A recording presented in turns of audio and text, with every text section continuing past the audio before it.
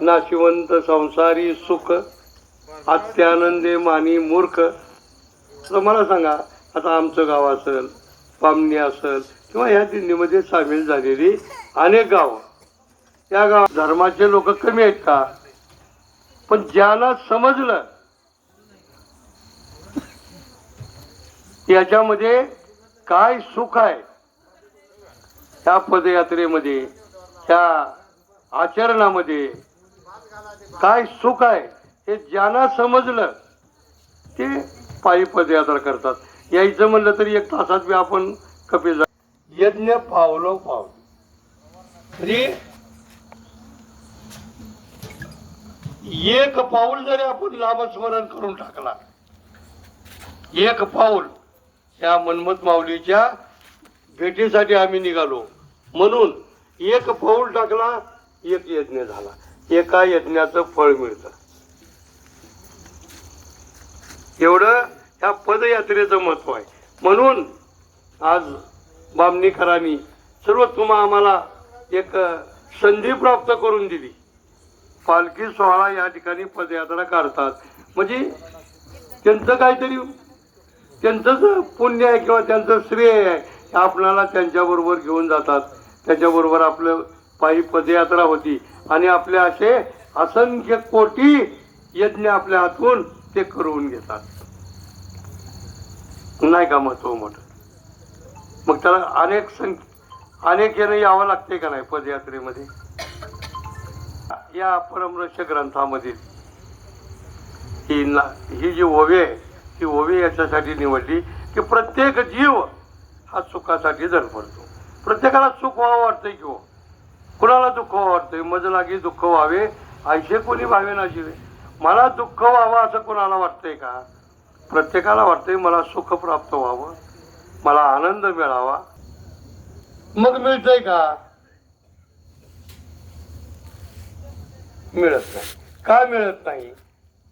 तर ज्या ठिकाणी सुख आहे त्याचा रस्ताच आपण, अनेक रस्ते आहेत. अनेक रस्त्यामध्ये पंचविषय हा रस्ताच आहे. शब्द, स्पर्श, रूप, रस आणि गंध विषय आहेत. त्या विषयानं आपल्याला सुखाची आशा दाखवायला आलेला जीव, बद्ध जीव, हा जीव दुःख भोगतो. कारण सुखाचा जो मार्ग आहे, सुखाची जी वाट आहे, ती वाटच आपल्याला माहित नाही. आपल्याला वाटतं संसारामध्ये सुख आहे. मग आपण संसारामध्ये राबतो, पळतो. सुख मिळतंय पण कोणतं सुख? क्षणिक सुख, नाशवंत सुख. जे सुख मिळाल्यानंतर प्राप्त असेपर्यंतच आनंद होतो आणि अप्राप्त झालं की दुःख होतं. ही 84 लक्ष जन्मयोनी आपल्याला फिरावं लागलेलं किंवा फिरू लागलेला होता.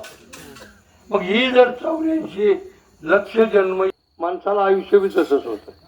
त्याप्रमाणे ध्यान, धारणा, तपश्चर्या होत होते. कलियुगामध्ये आहे का? कलियुगामध्ये आयुष्य कमी आणि या कमी आयुष्यामध्ये आपल्याला आपल्या जीवनाचं सार्थक करायचंय. पायी पदयात्रेने चाललो, पण आजच का चाललो? पौर्णिमे दिवशीच का चाललो? अनेक दिवस आहेत की हो. पण आजच जाण्याचं काय? कार्तिक पौर्णिमेलाच कपिलदारला मनमत माऊलीच्या भेटीला जाण्याचं कारण काय? अनेक पौर्णिमा आहेत का नाही? 12 महिन्याच्या 12 पौर्णिमा आहेत. मग दुसऱ्या पौर्णिमेला आपण जाऊ शकत नाही का? ह्याच पौर्णिमेला का जायचं?